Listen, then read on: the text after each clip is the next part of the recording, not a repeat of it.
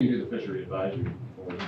Okay. I got you covered there. Okay, because you went ahead and, So, well, I follow it close enough, and a lot of it's information that I gave up anyway, so okay. if you want to very do that. familiar with it, so.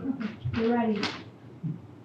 Okay, I'm going to call the regular meeting of the Hamlin Conservation Advisory Board to order. Fire exits are at either end of the hallway, and there is an AED across the hall if it's needed. If you have cell phones or pagers, please turn those off or mute them for the duration of the meeting. And Cheryl, would you call the roll, please? Rob Westcott. Here? Janine Plow. Here. Carrie Whipple. Here. Louis Stevenson. Here. And Steve Rutherford absent. Excused. Everybody get a chance to see the minutes from February 16th? Any comments, any corrections? I'll move to approve. Okay, we got a motion to approve, do I need a second? A second. Rob Westcott. Same? Janine Plow. Yes. Carrie Whipple. Second. Oh, approved. I'm sorry. I'm writing something. I know. Louis Yes. Stevenson. Okay, I'm gonna open the public hearing for the duration of the meeting for all of the public that is here. And I guess I'll go right into the votes. Not drawing a crowd and then. Okay,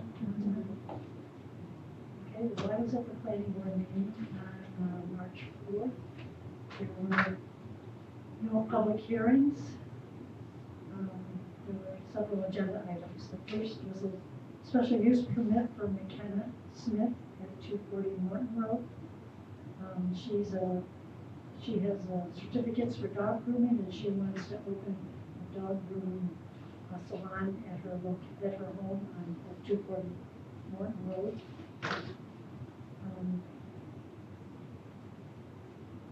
They asked a couple of questions as far as how many people would be there and parking and so on. There didn't appear to be any issues. It is a type 2 action under seeker, but the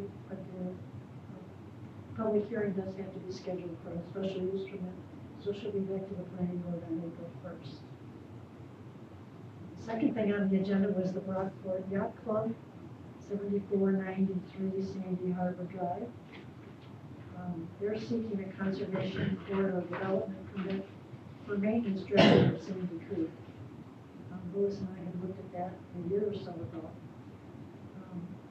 They want to be able to dredge on a pretty regular basis the navigational channel of Sandy Creek up to 1,300 cubic yards annually from about roughly 400 feet by 35-foot area to a depth of 238. And then that dredge material will be deposited in a 150 by 150 nearshore area to the east of Sandy Creek at elevations not to exceed 243.3. Since this is within 100 feet of Lake Ontario, we did the conservation development permit. It has been approved by the ZBA for a coastal erosion hazard area permit. It's in the Shoreline Residential District in the LWLP. It was represented at the meeting for the Yacht Club was Matt King. He indicated that they have a new DEC permit that's good for, I believe, 4 or 5 years. The previous permit ran out, and they weren't able to start with that under that permit. And the town engineer noted that they also obtained a permit from the Army Corps of Engineers. So a motion was made and approved for the conservation corridor development for the Brockport Yacht Club. The next item on the agenda was a property merge, 512 Walker Road and 1310 Walker Lake Ontario Road. One of the properties is in the RL district and the other is in the RBL district. The property has been sold from one resident to the other, from Corey Carnes to Douglas Clough, and Douglas Clough would like to seek a property merge into his existing property. It's a type 2 action under seeker, and there were no issues, and a motion was made and approved to approve the property merge. Next thing on the agenda was another property merge, 827 Walker Lake, Ontario Road. Bayer and Gwendolyn Birch were seeking a property merge. They are selling their property to their neighbor. Both properties are in the RVL zone. Again, it's a type 2 action under seeker, and this was approved by the planning board. Final item on the agenda was from JDP Lands LLC, 1665 Redmond Road. They were seeking a single lot subdivision for that location. The applicant is seeking to subdivide 5 acres off the parcel. I don't know if I knew how much the whole parcel was.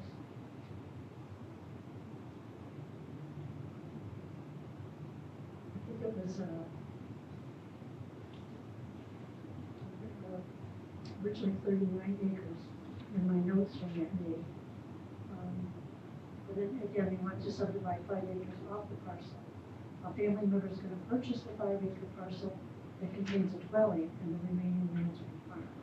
Again, a type 2 action under seeker, and this has been scheduled for public hearing on April 1st.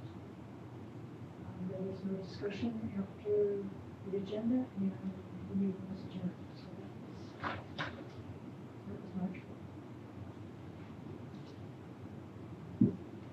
The next item on the agenda is Fishery Advisory Board, so Ralph, do you want to do that? I certainly can. Some things to note there. I know that the Fishery Advisory Board is continually looking for new members.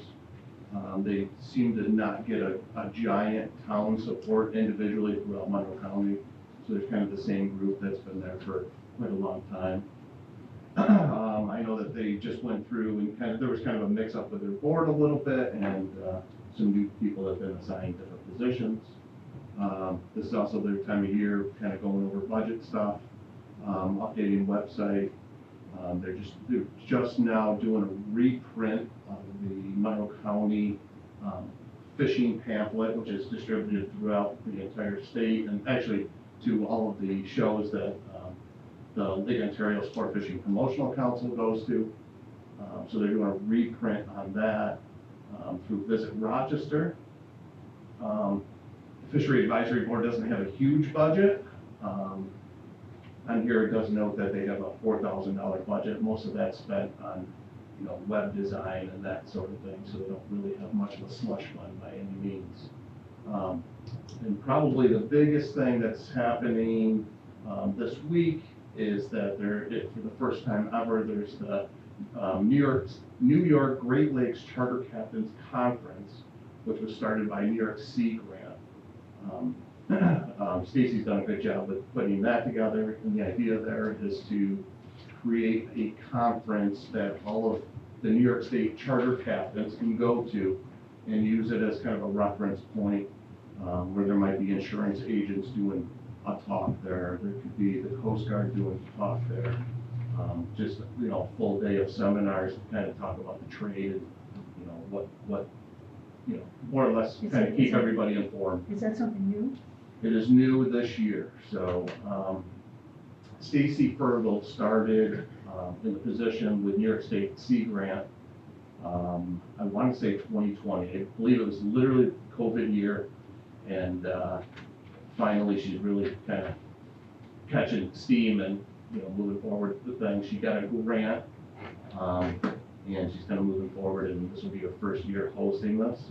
I was a little disappointed in the fact that it's in Oswego, but short notice with her grant funding and all of that stuff this year. I'm hoping that it moves to Rochester, kind of more of a centralized location. Have we set a date for that? So yeah, it's actually this Saturday.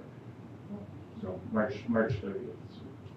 And that's probably the biggest thing that's going on with Fishery Advisory Board and the Ontario Sport Fishing Promotional Council and all of that good stuff. So, Okay. and that's right up my. Okay, Steve is here to do the Environmental Management Council. So Ralph, back to you for the town. I was not present for this, but I did get the, meeting minutes. I've been on vacation. Just some things that make note, he did mention the fact about the Rockport Yacht Club, and their, coastal erosion permit. That was a big topic of discussion in the last meeting. I guess there's a handful of things here. And I guess I need to learn my role a little bit. I was talking to Cheryl about this and what exactly we want to discuss about this whole thing and what I need to do with this giant, amount of minutes every month. We don't need to know about paying bills. If there's, things that stand out or things that would Correct, be relevant to conservation, or just of interest. Gotcha. Yeah, I mean, I would think that it seems that obviously the DEC permits with the Sandy Creek dredging was obviously a big topic of discussion from everybody, certainly with all the liaisons and all the other boards, so that was definitely a big talk. So, but yeah. Like I said, until I learn exactly what I need to bring forth with these minutes, and that's really all that As I said, whatever you feel will be relevant, either to the conservation board or general interest, but Okay. everybody's name doesn't have to be recorded. Okay, fair enough. We're working on that, Okay. so we're polishing it. You're new. Larissa? Yeah, so catching up with zoning board of appeals from February. The March video is not working, Cheryl, it's Yeah, away. I know, we had issues with that. The supervisor actually met with, those, The IT department? Cheryl. So anyway, February, we'll still be a month behind, but, so in February, they talked about, the Rockport Yacht Club also, or the Sea Out permit, so that was granted at that meeting. Then they went into the more normal agenda, so, Wayne Alonso at Workclose Hollow Drive is looking for a variance for an accessory structure, a second accessory structure was added to the code in the rear yard for shading regarding a shed. So that was scheduled for a public hearing. Christine Stevenson at 5852 West Wachuma Beach is looking for a handful of variances related to adding a shed. So, and then the property is also too small, so she needs a variance for the width of the lot. So hers is only 45 feet, and the code states it should be 150 feet. The lot size is only 0.14 acres. The shed's gonna be closer to the property line than it should be because the property is so narrow. So that was scheduled for a public hearing. She also needs a CMA permit for that. Then 45 Ross Cove Road and Nick and Jenna Crawford, they're looking for a variance to add a barn to their property. They would store their landscaping equipment and trailers. There's no dwelling on the property. And they also want it to be 25 feet high, and the code requires 15 feet. So that was scheduled for a public hearing. Brightly Farms at 3350 Roosevelt Highway is seeking a proposed farm labor camp. They've already gotten with the Department of Health and have a family in mind that's going to live there. So that was approved. A farm labor permit and accessory use permit was approved for that property. And 2978 Church Road, Anthony Schaefer is looking for a side setback variance of 5 feet, where the minimum is 15 feet. They like where they live, but they need more space in the house. They're going to put an addition on a garage, and that'll impinge on that setback. So that was scheduled for a public hearing. That's from That's from February. Small business owner, Schaefer. Local. HBC, right? Okay, so the assignments for next month are okay for everybody? Yes.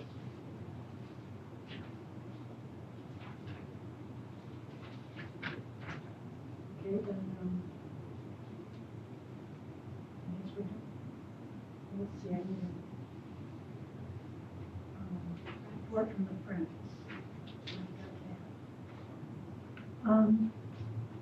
For Hamlin Beach, the park is now hiring summer workers, maintenance workers, cleaners, and other positions to fill vacancies. So if anybody's interested or you know anybody, contact the park. On Solar Eclipse Day, on April 8th, there will be extra police presence because that could be an optimum spot to view the eclipse. If there are too many vehicles, the number of vehicles entering the park could be capped that day. We'll have to see how that works out, how it plays out. We finally finished the tree cutting in the campground. There will continue to be pruning throughout the park as needed.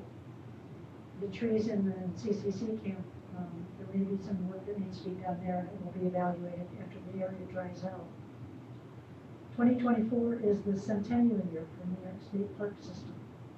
So the Friends of Hamlin Beach, through a recent grant, is sponsoring 100 trees for 100 years to be planted in the park. So That's what should certainly help with taking all those ash trees I know, exactly. In fact, people have commented how different the campground looks because they had to take so many trees down. So, It is open, that loop is open again? I assume it's open if they're done with the tree cutting. Have they, I know you had mentioned before they were gonna move the check-in for camping to the, Back to the, yeah, have they already done that in preparation for this? well, they haven't done it yet because camping won't open until May, but they're in the process of doing it. And that building was used for the past couple of years as a visitor center that the Friends manned. So temporarily, the Friends are gonna work out of the rec hall in the campground. And eventually, we're hoping to move into the round building that's in area 4. Oh, yeah. That is unused, but I believe there's some asbestos issues there, so that needs to be cleaned up. But eventually that may become our visitor center, in the future, so, we'll see what the new park manager said needs to move the checking camping back to where it was years ago, that new contact station. Do they have an expectation for a number of cars? Or they- too.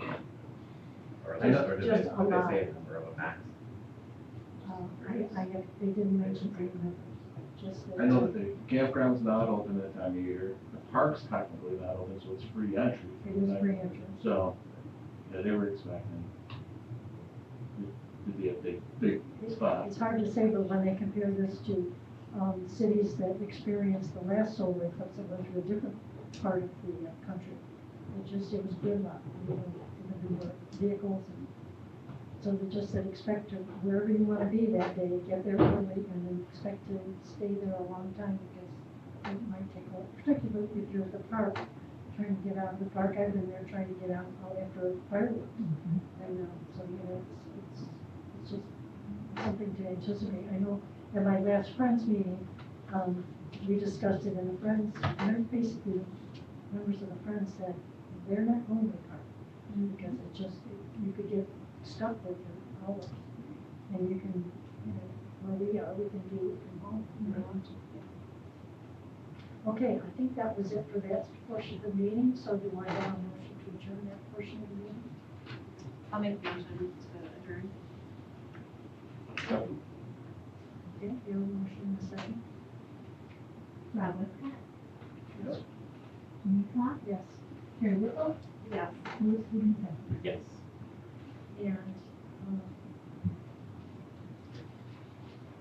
for the second portion of the meeting, I'll open the Hamlin Waterfront Committee with the same members present, but I did not get any referrals this month. So I don't think there's anything to report on that. I do have an item for discussion, and I'll mention that if anybody else has anything for discussion. I took a training session, an online training session. It was related to amendments to the state's Freshwater Wetlands Act, and they're lowering, they propose to lower the automatic threshold of a regulated wetland from DEC from 12.4 acres to 7.4 acres. They found when the maps were drawn years ago, and they didn't have all the technology to find all the wetlands and be able to map them, that they really felt like they missed many, many wetlands that should have been protected. So they're doing that. At the time I took the training, there was an open period of comments, and I think that now has closed. So the DEC has begun a comprehensive process to develop regulations to implement these changes. And in addition, the prospective regulations will also address how to protect wetlands of unusual importance. That was always part of the original. Originally it was 12.4 acres in wetlands of unusual importance, and they want to, as I said, lower it to 7.4, and how to actually designate, how you address the unusual importance of wetlands. So these are things that That's a cheap. That comes into play now.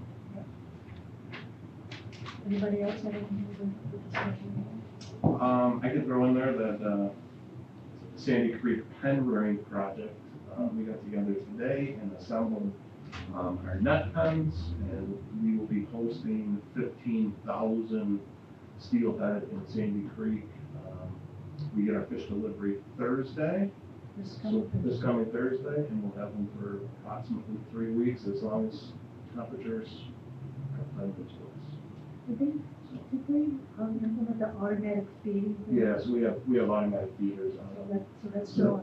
So to kind of put it in perspective, we actually have holding tanks, pens, and what they are is they're 5 foot by 5 foot by 20 foot long, and they have nets inside of them, and we get fish that are basically a year-old steelhead, and we hold these fish in that pen and give them what I call superfood for 3 weeks, get them acclimated to the environment, and it helps their survival, and then return back to Sandy Creek so the tributary fishermen can enjoy the fishing. So, Excellent. so our normal stocking number is 17,000 fish for Sandy Creek, and this year we're gonna hold 15,000 in pens. So the other 2,000 will just go direct stock. Okay. So it just helps the survival of those fish a little bit better than just direct stocking them right from the truck. Okay. Sounds good. Yeah. So that's this week's project. Anything else? I'll be putting in the last, advertisement for the tree giveaway this week. Do we have ordered, has anybody ordered that we are going to be picking up for them? We have 2. And we had one gentleman who didn't want to order anything until the very last day, and we were supposed to order and he couldn't get anything. And I can't remember if I said I think I said last month, that our order, which was 600 trees, apparently they don't confirm it until it's paid for, and by the time the money came in, some of the trees that we had ordered were already gone. So we readjusted our order, so we were getting 550 trees instead of 600, and we had to adjust the order at that time. And we're going to pay by like invoice next year, so that we'll put the invoice in right away and let them know so they can take care of the instead of waiting. That can be held on to it for the month, Right, because we put the order in very early. very early, the very next day. Somebody remind me of what's the date on that for the tree giveaway? It's April 20th, Saturday, from 9 to 11. So it'll be the Saturday before, because it's obviously in celebration of Earth Day, Right, which And is it's also the like- 22nd. right around I think Arbor Day is actually the following Saturday, but yeah, Okay. it's always a Right here. third Saturday. Right, yeah. Okay. And the trees come from Mineral County Soil and Water. In the past, Steve has picked them up, so I assume he's gonna pick them up again. Yeah, I'm assuming that he was notified. And Hamlet residents, they read the paper, they come in Yeah. with their trees. Mhm. They come in, last year they kind of came in bundles of 5, I believe, like little clusters. And so we gave them to people in clusters of 5, even though they said, well, I only want 1 or 2 trees. It's like, they don't always survive, so here, take 5. There's some growing behind my house. It's, I'm sorry, you said it was here at the Town town hall. hall? Okay. In the parking lot, we've had it before. Have we had it at the library before? No? Years ago, we had it in the lobby of Tops. We did that at the very beginning. And then it was like, I don't know, we thought it should just be on campus. So, yeah, it was nice up there because if it rained, we were inaccessible. Now Janine stated earlier she won't be able to be there, so if anybody plans to want to be there to help give away trees for a couple hours. It goes. Yeah, I'll have to look at our schedule, but I think Yeah. it should be fine. I think I might come and bring my grandchildren. And as I said, it starts at 9, there's usually people that come right away. And some people want a lot of trees, and then we say, well, we'd like to be able to, you know, spread it out a little. So if you want to stop back and we have trees toward the end of our time here, then, you know, we have some, then please come back. But we don't let anybody take like a ton of trees right up at the beginning, so everybody gets a chance to get some trees. And usually by 10:30, 11, we're pretty much, you know, we're out of trees, so it's been very, very successful in the past. Okay, anything else? Okay, do I have a motion to adjourn? I'll make a motion. Second? Cheryl, and call the roll. Ron Westcott, Yes. Janine Pop, Yes. Carrie Whipple, Yes. Louis Stevenson. Yes.